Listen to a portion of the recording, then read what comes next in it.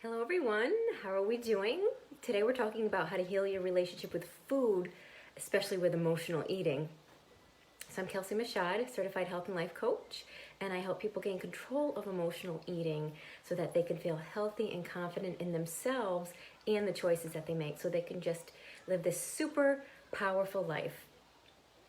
So do you enjoy things like a brownie from time to time, maybe some mac and cheese, maybe even a nice juicy peach? Course, right? They all sound really good and they all are really good because we do enjoy food. And the thing is, we're supposed to. It's one of life's pleasures, but eating doesn't always bring us pleasure. Sometimes it can be the enemy. Hi Barbara, how are you? Thanks for coming on this morning. So, you might fear that you enjoy food maybe a little too much because maybe you feel like you end up indulging too much or you just feel out of control with your eating sometimes. Then that vicious cycle, that vicious cycle of like the guilt and shame that you feel, it just pulls you right into that emotional eating. So it's no fun. It's definitely no fun. I've been there and it can be painful. It can be exhausting. It can be so frustrating.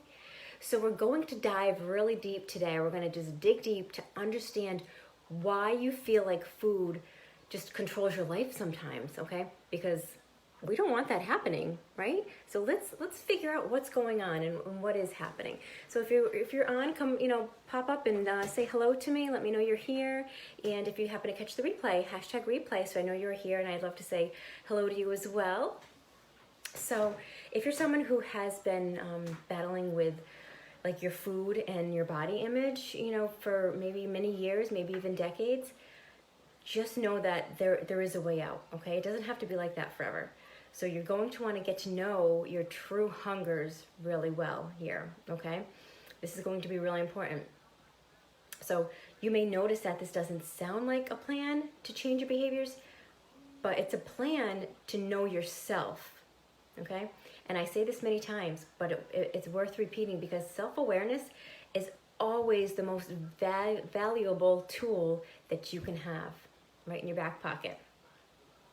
So if your eating feels out of control, it could be a sign that there's like a feeling maybe or an emotion that you're avoiding.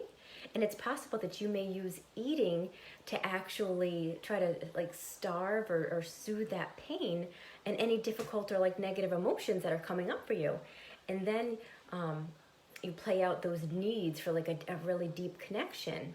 But by getting to know like what's underneath your emotional eating, then you can like really open up to all of these possibilities for you, okay? And then especially the possibility of healing your emotional eating and not always turning to food, because then you can find new ways to like take care of yourself and just heal those emotional needs. So when I said we're gonna dive deep, we're gonna look back all the way to childhood, okay? So think back to childhood. When you take a look at your experiences and your relationships, do you notice any certain patterns that are happening for you? Hi Lynn, how are you?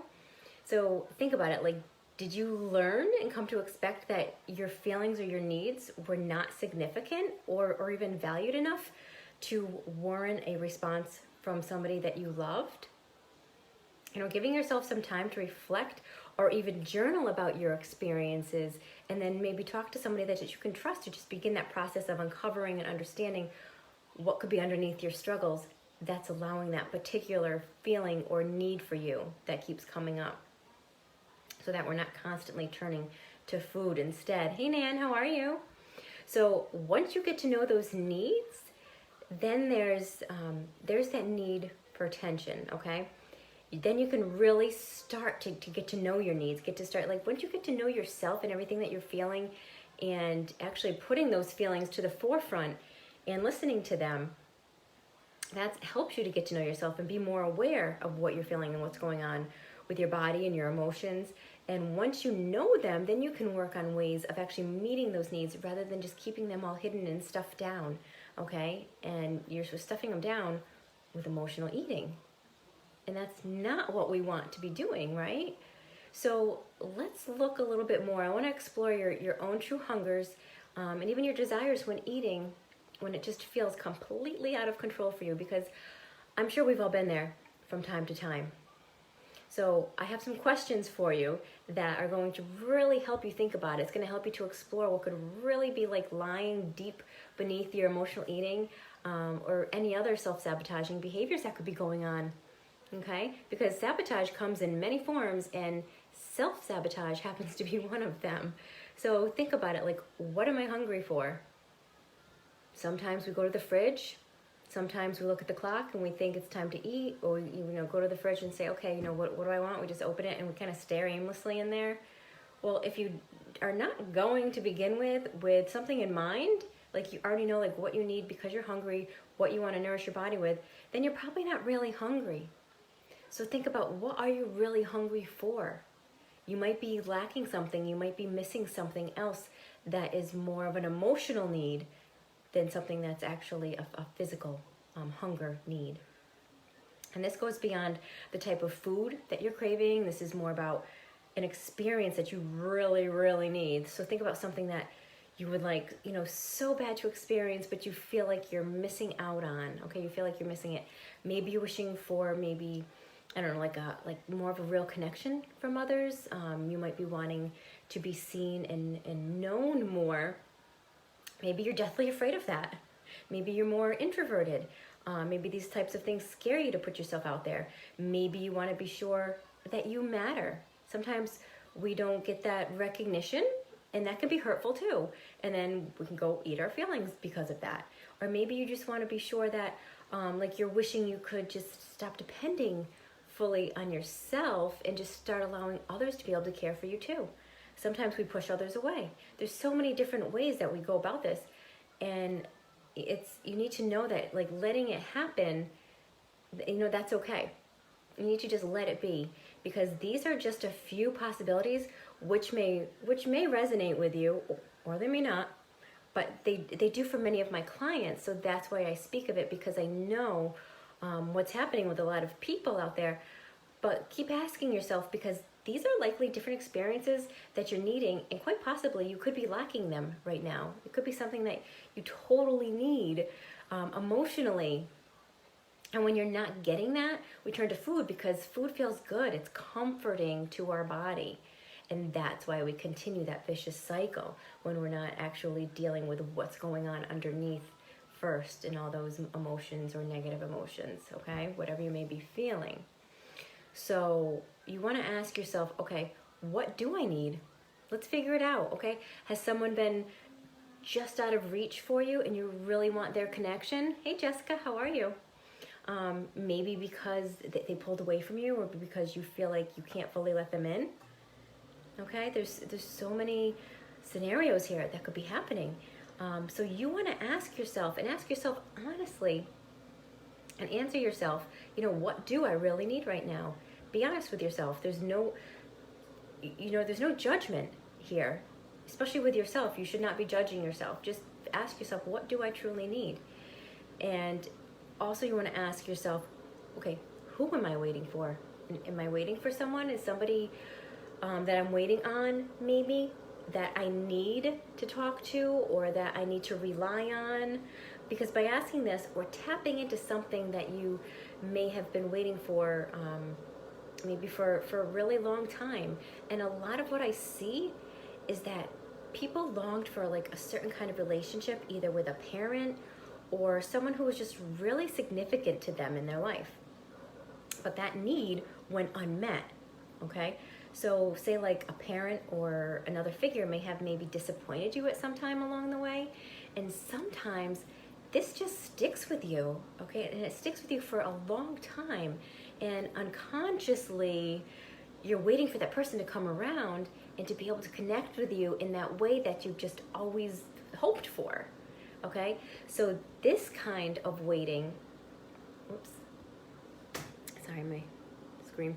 Okay, so this kind of waiting, like if you're waiting for something like that, for someone to come around that you may have been just longing for a really long time, that, and if it's not happening, that can leave you really stuck in that repeated feeling of disappointment and just feeling hurt over and over again. So the sooner you actually start your healing process, the sooner your overall health is going to benefit. Okay, so let's ask yourself, okay, who am I? Who am I? You may feel a little lost in having a true sense of who you truly are.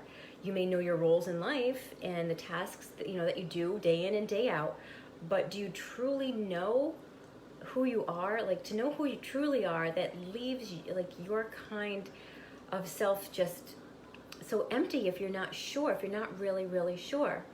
Hi Christine, how are you? Thanks for coming on. And then ask yourself, okay, so then with all of this, what am I afraid of? What the heck am I afraid of? These fears can be because maybe you're not feeling safe, maybe you're not feeling secure, maybe you fear being loved, maybe you fear being alone. Sometimes we get lonely. Maybe you're feeling like you don't matter at all. All these feelings can just manifest inside of us. And once you know your fears, then you can make a plan to know what you need and how to get those needs met. Okay? So it's really important to stop for a moment and ask yourself these questions. So the next thing, I want you to know is that, like, think about, like, am I okay having an appetite? Like, sometimes we think, like, okay, I'm hungry. Am I really hungry? So is it okay to have this appetite for whatever it might be? Maybe it's not for food. Okay? This may sound like, super strange question, like, why wouldn't I be hungry for food?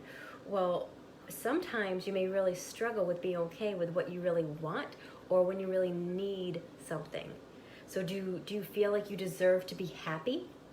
Do you feel like you are deserving of these needs that you're just totally longing for? Or can you allow yourself to actually feed these particular appetites? Okay, because we're not talking about food here.